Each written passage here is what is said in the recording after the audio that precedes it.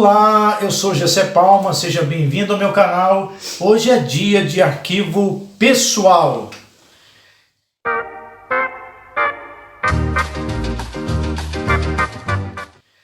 E eu quero compartilhar com você uma experiência que eu tive logo no comecinho do meu ministério.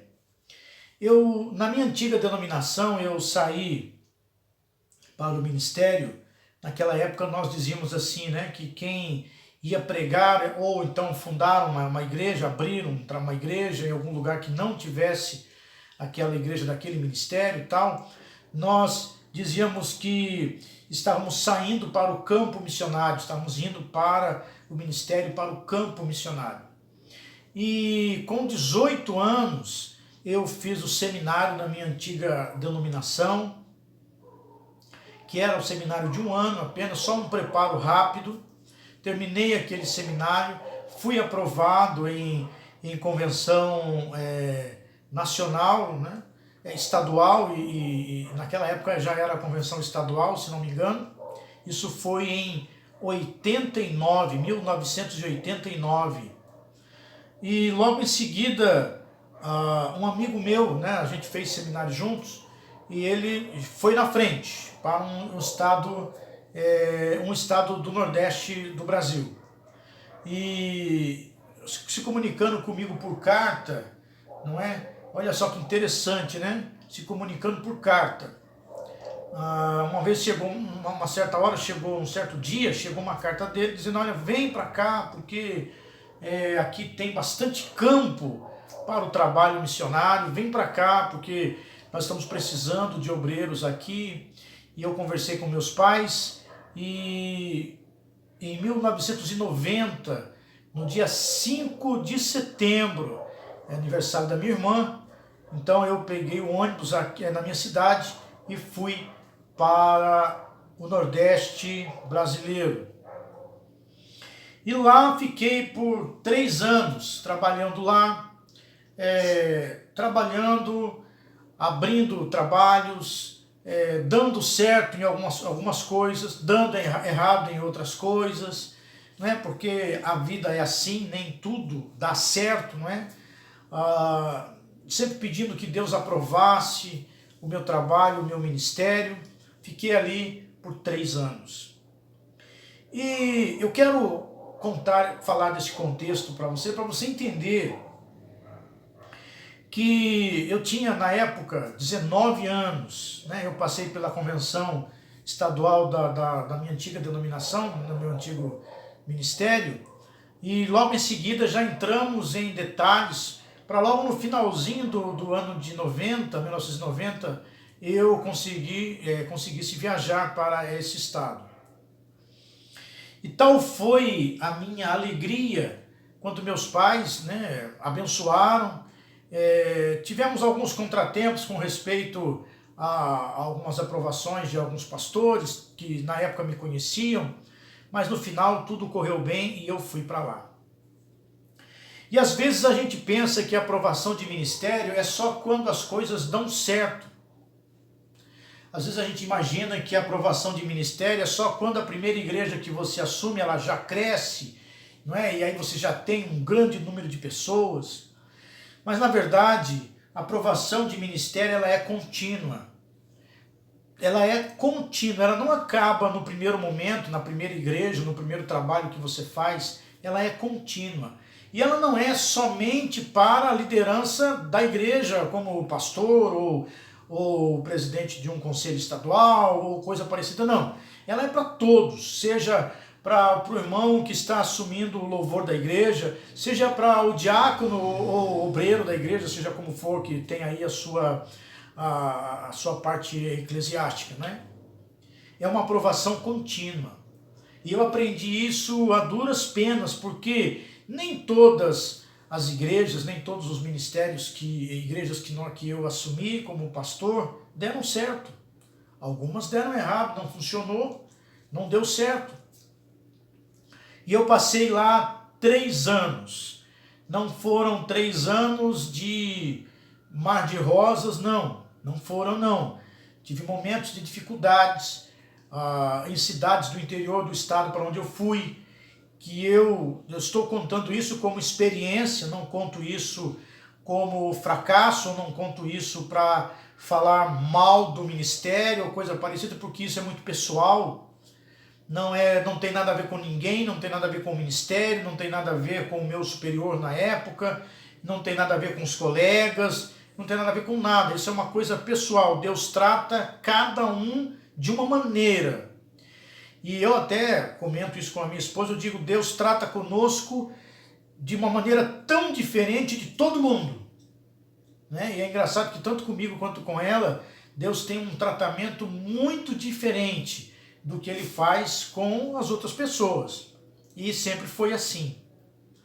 E então foram momentos de alegria, sim, de brincar, de conversar com os outros colegas, mas foi momentos de ter, às vezes, apenas um lanche para comer durante o dia que eu estava ali naquela cidade, fazendo o trabalho, participando dos trabalhos, tentando frutificar no ministério onde eu estava.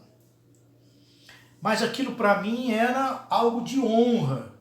Eu estava alegre com aquilo. Para mim não era uma dificuldade, puxa, eu vou desistir. Eu vi muitos que foram para o mesmo estado que eu, para o estado do Nordeste brasileiro, e em poucos meses já estavam pedindo para vir embora. Mas aquilo para mim era uma aprovação.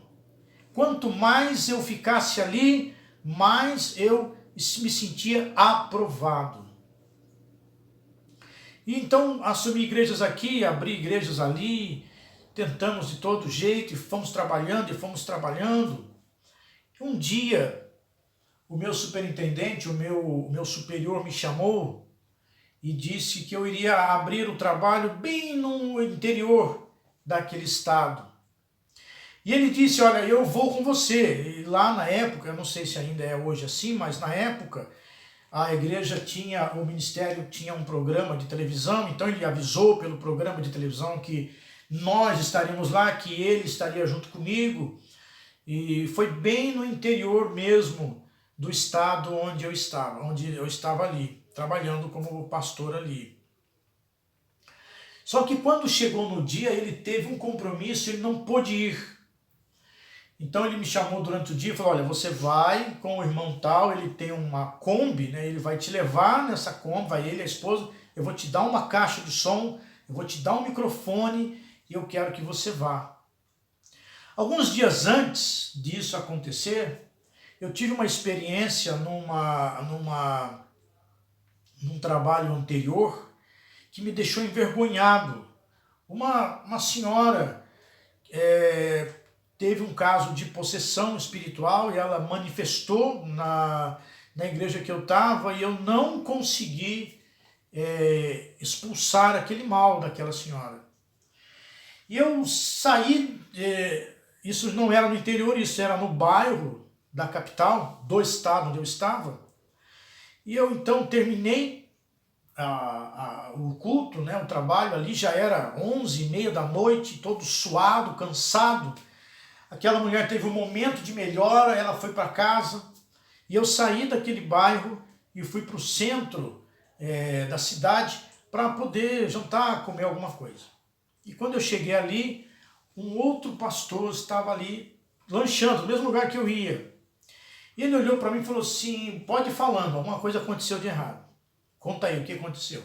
E eu não querendo muito contar, meio choroso, ele insistiu, falou, não, vamos fazer o seguinte, você vai, vou te levar para minha casa, você vai dormir lá em casa hoje, e amanhã você dorme lá, descansa, toma um bom banho, né? E aí a gente conversa. Então, tudo bem, aí pegamos o ônibus e fomos para a casa dele, chegamos lá na casa dele, ela trouxe esse menino para dormir aí jantamos, uma coisa que eu não estava esperando naquele momento, mas jantamos, e ali passei a noite ali.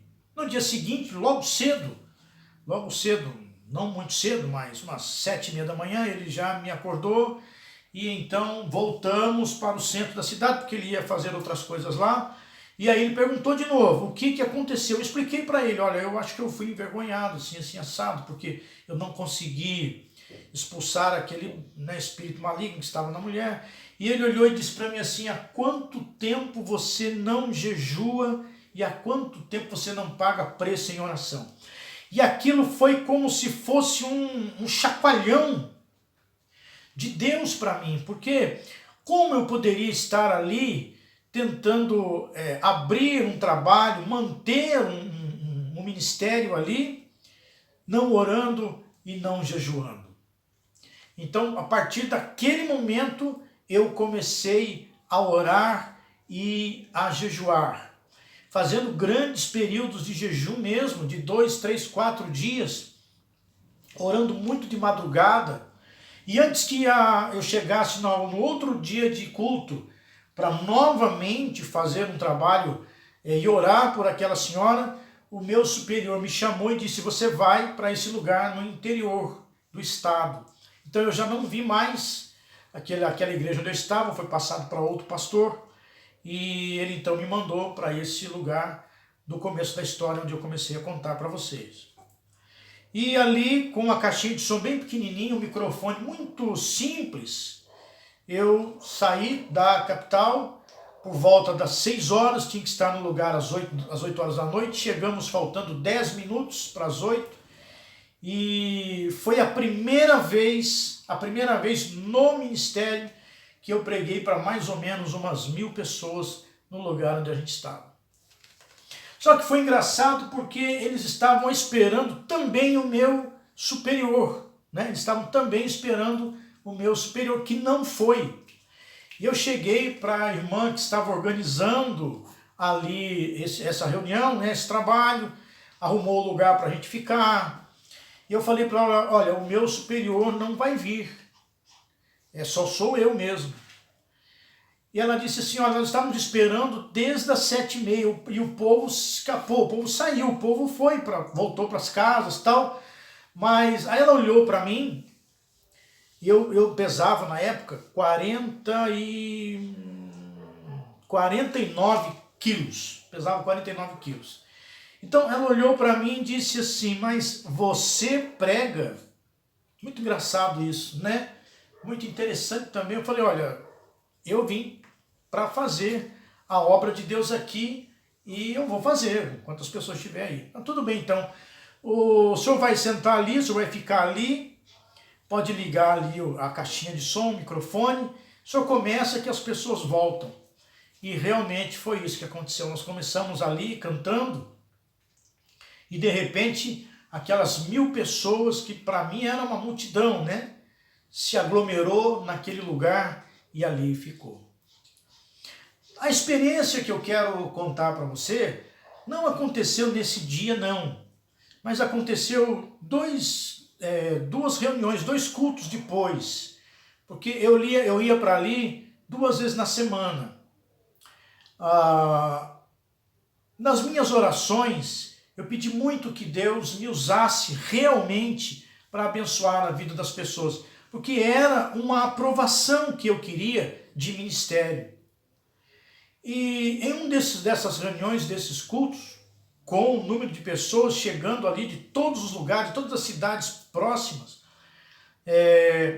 eu pedi muito que Deus me desse uma palavra de sabedoria, uma palavra de conhecimento.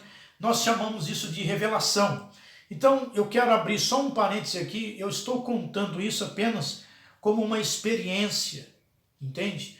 Eu continuo sendo somente um instrumento, eu não conto isso para me engrandecer ou para me vangloriar de forma alguma, porque por mim mesmo eu não conseguiria, não consigo e nunca conseguirei fazer isso. Então, somente por mim não, mas por Deus que estava ali e pelas pessoas que estavam naquele lugar. E eu pedi ao Senhor que me usasse ali de uma maneira diferente, não só na pregação, mas também mostrando sinais, mostrando que Ele estava ali realmente presente. E eu até me emociono quando conto isso, porque foi a primeira vez que eu tive uma visão. E naquela época, quando se falava de visões, se falava de coisas assim mesmo específicas e muito especiais, não era, acontecia Não, assim não, tinha que haver uma preparação muito grande e eram somente para as pessoas, né? Enfim, né? E ali estava um menino de 19 para 20 anos pedindo que Deus o usasse para abençoar as pessoas que estavam ali. E nós cantamos e eu trouxe a palavra. Só para vocês terem uma ideia, hoje qualquer trabalho, qualquer igreja que se abra, tem uma pessoa tocando. Né? Eu toco violão já há muito tempo, desde os meus 8 anos, então quando eu fui para lá eu já tocava, mas não levei nenhum violão meu para lá, e lá também não tinha ninguém que tocasse. Era o trabalho começando do nada mesmo. Né? E entenda por trabalho, abrir a igreja, né? Começar a igreja do nada. E preguei, e quando eu comecei a orar, que eu pedi que as pessoas começassem a orar, quando eu fechei os olhos, eu vi uma faca passando por debaixo de uma luz, porque o reflexo da lâmpada foi muito forte na faca que se passou. E quando aquela faca passou, que eu fechei os olhos e eu vi aquela faca passando e refletindo, né, a lâmpada nela, o Espírito Santo me disse que havia ali uma pessoa que havia tido uma briga com o esposo e que ele havia puxado a faca para ela, que havia encurralado ela na parede e havia ameaçado de morte. E não houve mais dúvida nenhuma, porque quando o Espírito Santo fala, você não tem dúvidas. E eu não perdi tempo. Eu chamei aquela pessoa, disse: alguém assim, assim, assim, assado, aconteceu isso, isso, isso, vem aqui para perto. E no meio de 1000 pessoas, uma mulher saiu do meio daquela multidão e veio à frente chorando.